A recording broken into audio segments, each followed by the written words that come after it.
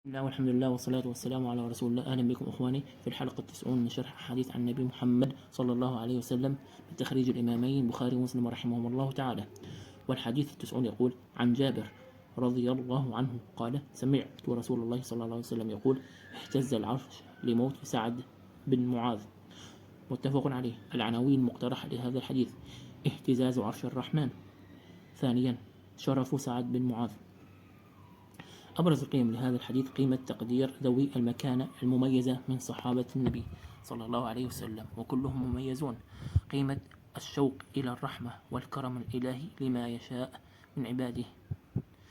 الأساليب النبوية لهذا الحديث: أسلوب بيان شرف سعد بن معاذ رضي الله عنه بربط ذلك باهتزاز عرش الرحمن لموته كناية عن قيمته ومكانته رضي الله عنه.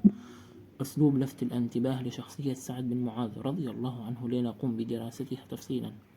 الشرح المختصر لهذا الحديث: كان لسعد بن معاذ مواقف كثيرة في نصرة دين الله وتثبيت الإسلام في مدينة رسول الله صلى الله عليه وسلم، ولعل آخر تلك المواقف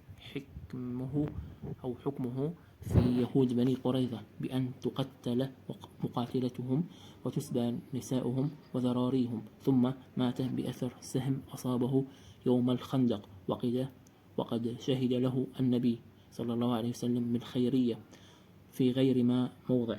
وهذا تحفيز لباقي الصحابة الكرام، ولنا نحن كذلك كي نحذو حذوه في دعوته وثباته ورجولته رضي الله عنه.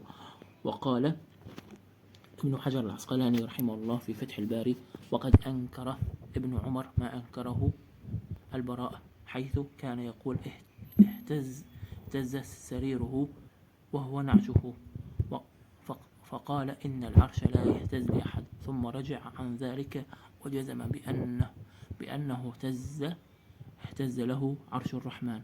أخرج ذلك ابن حبان عن طريق مجاهد عنه.